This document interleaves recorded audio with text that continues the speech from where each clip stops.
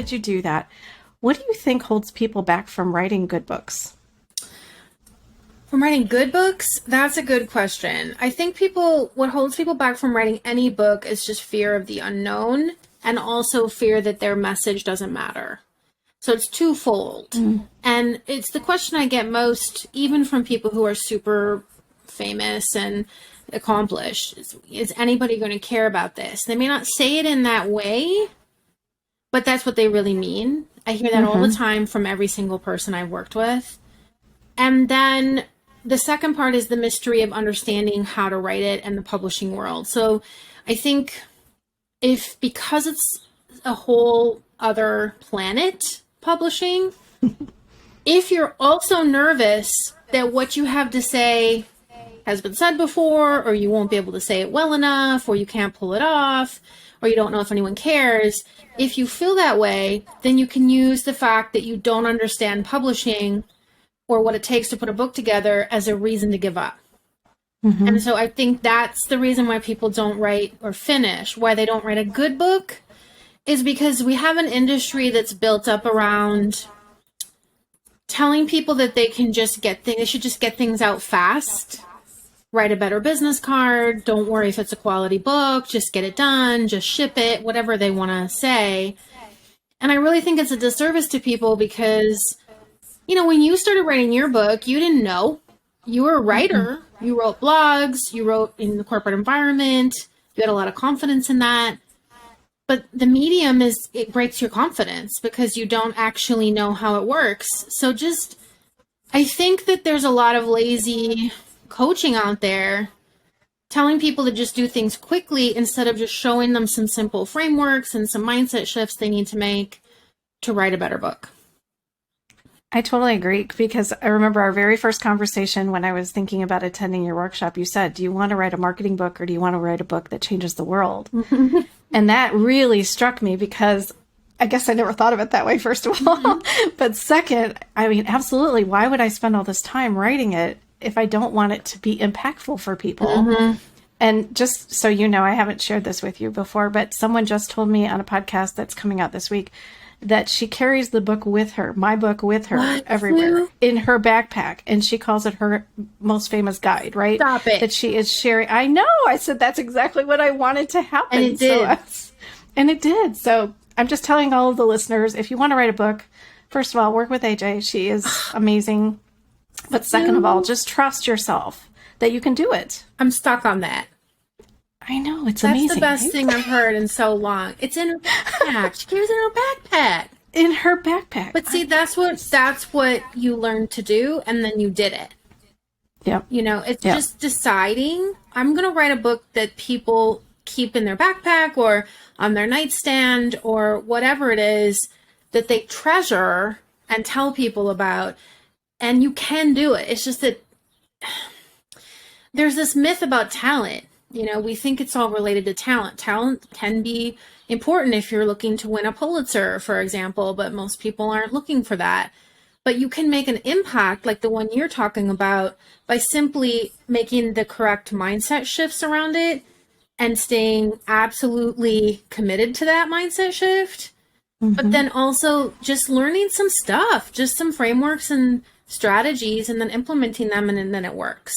Put this top 3 book workshop together. What is the vision that you had for it back then, and how has it changed since? Oh man, that's such a good question. Well, because I've shared with you privately, my workshop's so intimate and I work one-on-one with folks, so we get to be pretty close. So that the reason it took 2 years is because I was afraid of being visible. So that's why this is good that we're talking about it today. Yeah. I could have gotten it up in a few months, but I just didn't pull the trigger. I just kept reworking it.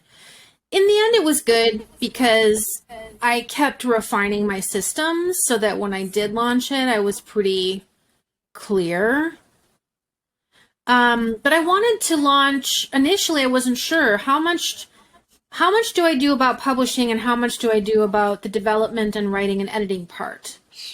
And I thought, I got some advice from a wonderful coach, Andrea Lee, who you also know. And she said, I want you to do a class on the budgeting what's the realistic view of money in, money out, and how does it work? And nobody's talking about this, and just tell people the truth.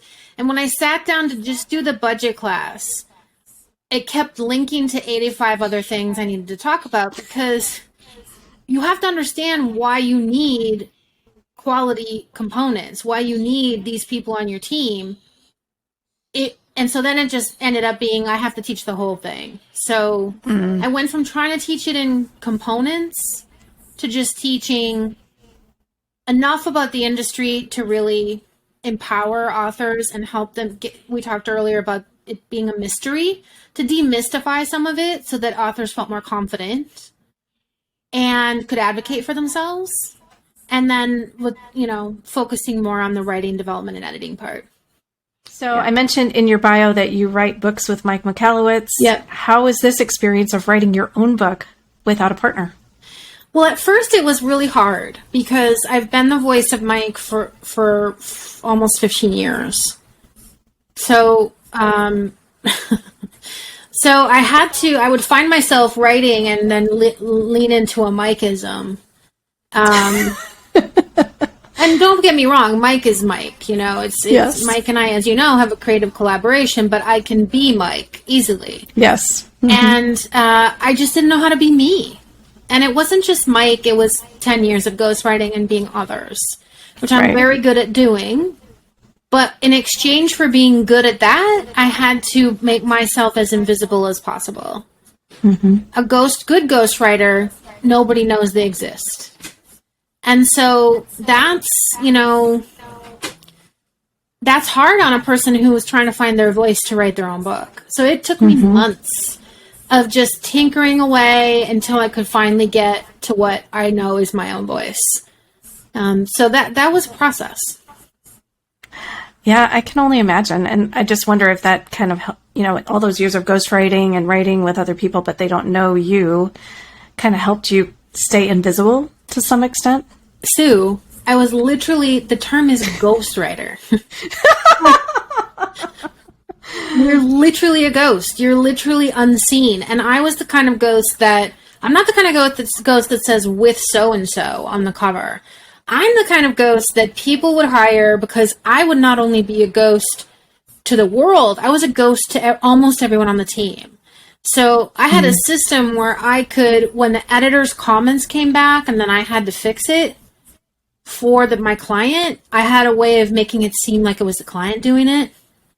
Wow. Yeah. I didn't know that. Oh, yeah. Oh, my gosh. I'm not even in most. You can sometimes figure out who the ghost is from the acknowledgments, but I'm not in a lot of them. So, wow. Yeah, it was a very stealth operation. And that's crazy. Sometimes not stealth, sometimes yes. It's a really interesting profession. But because of that, I also, this is important for your listeners, I think, I just convinced myself that I needed to be as small as possible. So I never promoted myself. I was busy all the time, but that's because people were just referring me all the time. Never promoted myself, avoided speaking engagements. I only spoke once a year at this thing because they made me.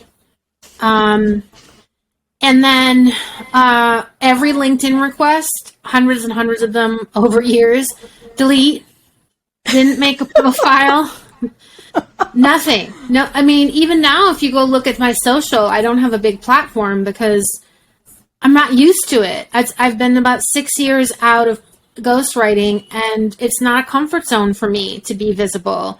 I have to practice at it. Because I was so used to I didn't want to connect to anybody on LinkedIn because I didn't want people to look at my list of people I was connected to and wonder if I wrote for them. Oh, and I was really trying to honor NDAs and not get anyone in trouble. And so I regret it now, quite honestly, because I could have just said editor up there, but I think I was enjoying being invisible. Yeah. It's safer, right? It's easy. It's a lot safer. Well, and I know just from being a part of your group, like even initial videos, just making your own videos and that kind of thing, it definitely was hard for me. And I know that you just do a video all the time now, and it's no big deal for you. But I know in the beginning that was not as easy for you to do either. Oh my gosh, the first time I did one, my friend Christina Bader came over for like 2 days. She said, we're just going to do a ton of video. I hired someone to do hair and makeup. And then I sat there like a frozen, like, hi. And I wouldn't let myself move because I was afraid of the hair issue. And I sound like I'm in pain. Because I was in pain. And now I have to do them to announce a book birthday or whatever. And so I'm just like, all right, let me just throw something on and let me get this thing done. Oh my gosh, I just ran across one of your older videos where, so for those of you who don't know, one of the ways to get your book done is to write sprints. Yeah. And that means getting up every morning and maybe multiple times throughout the day and writing as a group over Zoom. Yeah. And I found a video of you with the towel on your head, and you were talking about this is how we usually look at sprints, because we just get out of bed and then we come on camera.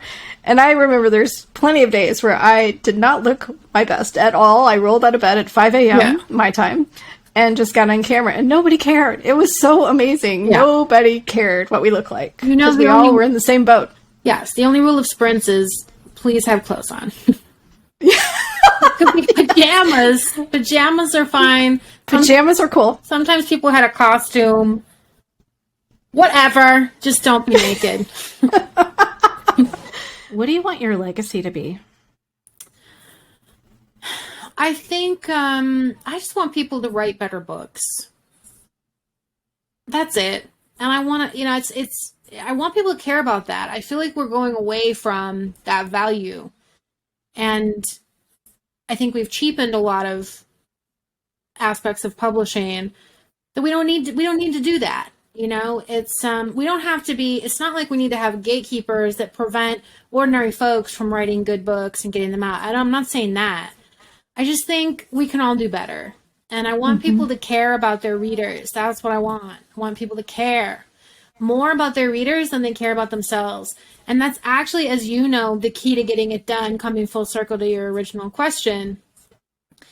All that insecurity that you have about your idea, your writing ability, writing a book makes all of us feel like we're having an out-of-body experience. It's even someone like me who writes books all the time, it can be crushing and confusing, and you wonder, oh my gosh, is this ever going to be done? And that focus on reader compels you to continue. It not only does that, but it answers a lot of questions. Should I include this? I don't know. Oh my gosh. Instead of tearing your hair out, you can just say, well, will it serve my reader? Does this help me get them to promise? Okay, yes, I'll put it. Okay, no, I'll save it for something else. And I think if my legacy could be, let's shift our focus to readers, not only would we write better books, but we'd have more books, because I think people would finish. When we focus on ourselves, it's really tough. It's tough to write a good book, but it's also tough to finish it.